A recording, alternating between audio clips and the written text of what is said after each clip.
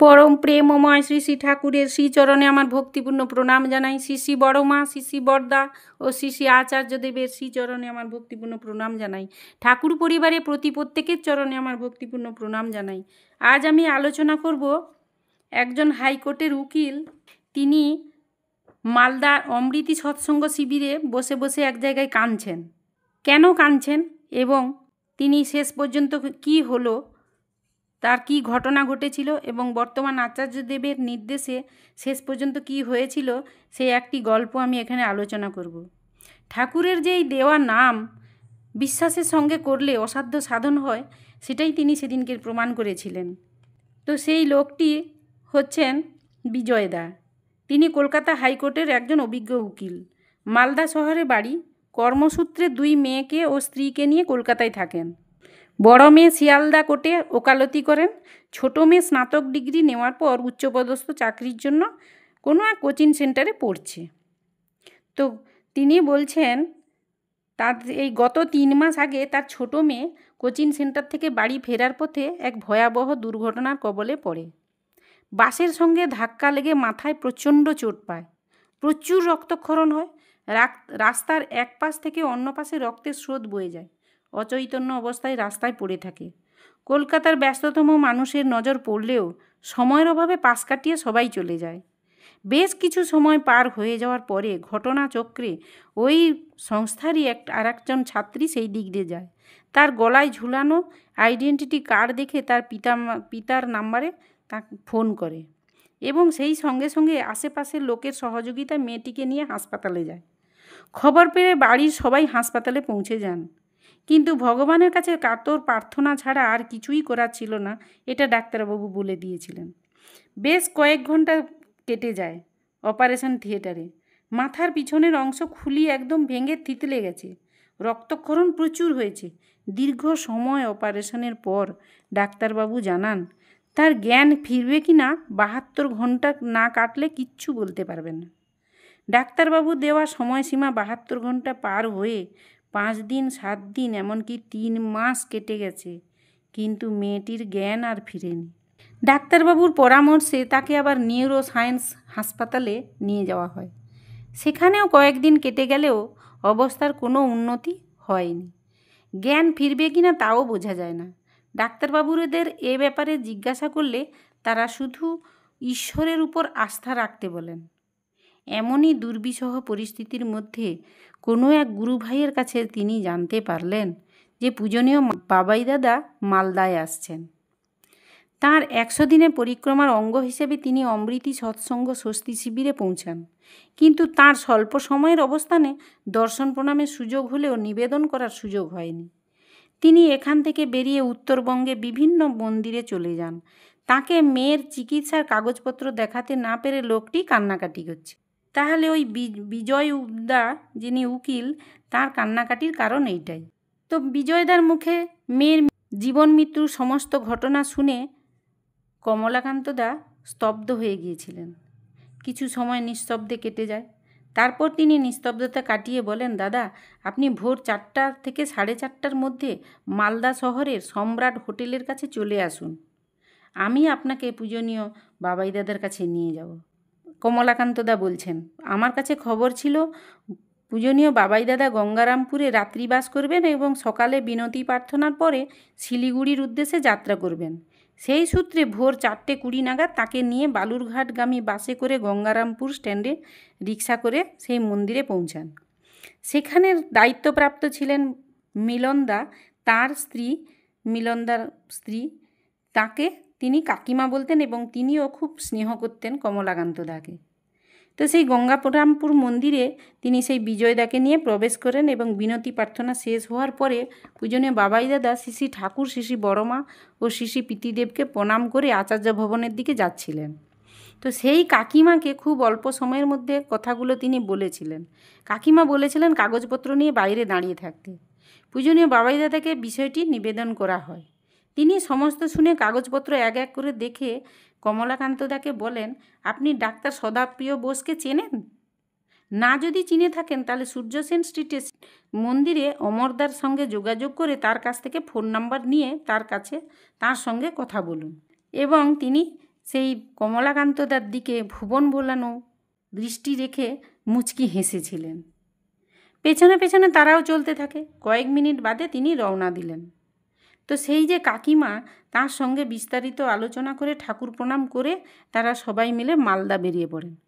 রাস্তায় চলতে চলতে তারা পরবর্তী কর্মসূচি তৈরি করতে থাকে। সেই মোতাবেক রাতে দার্জিলিং মেলে তারা কলকাতায় পৌঁছায়। 68 মন্দিরে এসে ডাক্তার অমরদার কাছ থেকে সদাপ্রিয়দার ফোন নাম্বার সংগ্রহ করে এবং বলেন পূজনীয় বাবাই দাদা তাঁর সঙ্গে যোগাযোগ করতে বলেছেন। সব শুনে তিনি আলোচনার জন্য সেদিনই সকাল 10টা নাগাদ অমরধামে চলে আসতে বলেন। তারা সময়ের আগেই অমরধামে পৌঁছায়। কিছুক্ষণ পরে ডাক্তার সদাপ্রিয়দা তাঁর চেম্বারে বসেন। তারা জয়গুরু দিয়ে চেম্বারে প্রবেশ করে নিজের পরিচয় দেন। ডাক্তারবাবু জানান অল্প কয়েকদিন হলো তিনি মালদা মেডিকেল কলেজে জয়েন করেছেন। তারপর বিজয়দার মেয়ের চিকিৎসা সংক্রান্ত সমস্ত কাগজপত্র দেখতে থাকেন এবং জানান তিনি সেই দিনই বিকাল 4টে নাগাদ নিউরো সায়েন্স হাসপাতালে বিজয়দার মেয়েকে দেখতে যাবেন। সেই সময় সবাইকে উপস্থিত থাকার কথা ডাক্তারবাবু বললেন। তারা সবাই তাঁর ডাক্তারবাবুর কথা মতো বিকালের দিকে হাসপাতালে উপস্থিত হন। তিনিও সময় মতো এসে 3 মাস ধরে অচৈতন্য অবস্থায় থাকা বিজয়দার মেয়ের চিকিৎসার দায়িত্বে থাকা ডাক্তারবাবুদের অনুমতি নিয়ে ওয়ার্ডে প্রবেশ করেন। ডাক্তারবাবুর পাশে ওই বিজয়দা এবং তার মা এবং ওই কমলাকান্তদা সবাই দাঁড়িয়ে থাকে। তিনি দেখেন যে ডাক্তারবাবু অর্থাৎ সদাপ্রিয়বাবু মৃতপ্রায় রোগীর বাম পায়ের বুড়ো আঙুল ছুঁয়ে বেশ কয়েক মিনিট চোখ বন্ধ করে নাম করেন এবং বেশ কয়েক মিনিট নাম করার পরে বিজয়দাকে উদ্দেশ্য করে বললেন, মেয়ের নাম ধরে ডাকুন তো। তার বাবা ধরা গলায় ডাকলেন, বর্ষা, বর্ষা, বর্ষা মা। তাকে বর্ষা বলেই ডাকতেন। মুহূর্তের মধ্যে জাদুকরের মতো, জাদুর দণ্ড ছোঁয়ানোর মতো 3 মাস ধরে অচৈতন্য অবস্থায় পড়ে থাকা বর্ষা চোখ খুলল। তার চোখ দিয়ে জল গড়িয়ে পড়ল। হাত ও পায়ের আঙুলও নড়তে লাগলো। বাবা মাকে চিনতে পারছে বলে মনে হচ্ছে, কিন্তু গলা থেকে কোনো আওয়াজ বের হলো না। সেই ওয়ার্ডের সমস্ত পেশেন্ট পার্টির ভিড় জমল সেই ডাক্তারবাবুর কাছে। তারা সবার একটাই প্রশ্ন, ইনি কে? নিজেদের মধ্যে বিভিন্ন কথা বলাবলি করতে লাগলো। মৃত গুবরে পোকার গল্প শুনেছিলাম আমরা, কিন্তু আজ তিনি নিজের চোখে দেখলেন, বলছেন কমলাকান্তদা।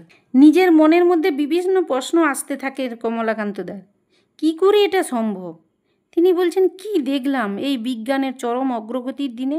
বাস্তবে কি এটাও সম্ভব? কিন্তু সব ঘটনাতে তার চোখের সামনেই ঘটেছে, তাহলে তিনি অস্বীকার করবেন কি করে? ডাক্তারবাবুর দিকে তিনি তাকাতে পারলেন না। তার চোখেও জল এসে গেল, কথা বলতে পারলেন না, কণ্ঠরুদ্ধ হয়ে গেল। ডাক্তারবাবু বললেন, নামে সবই সম্ভব হয়। পুণ্যপতিতে শ্রী ঠাকুর বলেছিলেন, নিঃসন্দিগ্ধ চিত্তে প্রাণ ভরে নাম করে যাও, সব হবে। যা ভাবছ হয় না, সব হবে। অসম্ভব সম্ভব হবে। 5ম দিবস থেকে নেওয়া হয়েছে, আর আজ বাস্তবে তার প্রমাণ পাওয়া গেল। তারপরে একটা মঙ্গলবাড়ি সৎসঙ্গ কেন্দ্রে সেই ডাক্তারবাবুকে বক্তা হিসাবে দেওঘর থেকে নির্বাচন করা হয়েছিল। ডাক্তারবাবু সেখানে বিজয়দার সেই মেয়ের কথা সেখানে উল্লেখ করেন। এই ঘটনার পর কমলাকান্তদা বলছেন যে গভীর বিশ্বাসের সঙ্গে একাগ্রচিত্তে নিষ্ঠা সহকারে ঠাকুরের নাম করলে এবং তাঁর দেওয়া পঞ্চনীতি, যজন, যাজন, ইষ্টবৃত্তি, সস্তয়নী, সদাচার পালন করলে সমস্ত রকম দুঃখ, কষ্ট, অভাব, অভিযোগ থেকে পরিত্রাণ পাওয়া সম্ভব। এটা তিনি মনে প্রাণে বিশ্বাস করলেন। এবং ঠাকুর যে বলেছেন, উষায় নিশায় মন্ত্র সাধন, চলাফেরায় জপ, যথাসময় ইষ্ট নির্দেশ, মূর্ত করাই তপ। তিনি ঠাকুরের এই বাণীটি বলছেন আমাদের প্রত্যেকের ঠাকুরের সঙ্গে যুক্ত থেকে নিজেকে ভালো থাকতে হবে এবং সবাইকে ভালো রাখতে হবে, এবং এটাই আমাদের প্রধান কর্তব্য। পরম পূজ্যপাদ আচার্যদেব এই নীতি নির্দেশ দান করে চলেছেন, যা সার্বিক কল্যাণের জন্য। সেটা হচ্ছে বর্তমান দিনে দীক্ষাপত্র সমীক্ষার কাজ নিঃশব্দ বিপ্লবের রূপ নিয়েছে। তাঁর ইচ্ছাকে বাস্তবে রূপ দিতে দিতে আমরা এক সময় অমৃতের পথে এগিয়ে যাব। গোটা বিশ্ব সংসার ভ্রাতৃত্বের বন্ধনে আবদ্ধ হয়ে সূচনা করবে এক নতুন যুগের। এইভাবে সেদিনকে সেই বিজয়দার মেয়ের প্রাণ ফিরে পেয়েছিলেন। এবং সেই মেয়ে পরবর্তীকালে কিছু কথা বলার চেষ্টা করছে, সেটাও সেই ডাক্তারবাবুকে জানানো হয়েছিল। যাই হোক, সত্যি আমরা মহাভাগ্যবান যে পরম প্রেমময় শ্রী শ্রী ঠাকুরের নাম পেয়েছি আমরা, এবং তাকে মাথায় নিয়ে চললে, তাকে ভালোবাসলে, তার মতো করে আমাদের নিজেদের আচার আচরণ ব্যবহারকে নিজেদেরকে সেইভাবে তৈরি করতে পারলে আমাদের জীবনে এইরকম বহু বহু অসম্ভব ঘটনা সম্ভব হয়ে ওঠে। বহু ঘটনা আজও ঘটছে, ভবিষ্যতেও তাই ঘটবে। যাই হোক, সবাই ভালো থাকবেন। খুব সুন্দর একটা গল্প আমি আপনাদের শোনালাম। গল্পটা নেওয়া হয়েছে 1431 আষাঢ় মাসের আলোচনা পত্রিকা থেকে। জয় গুরু সবাইকে।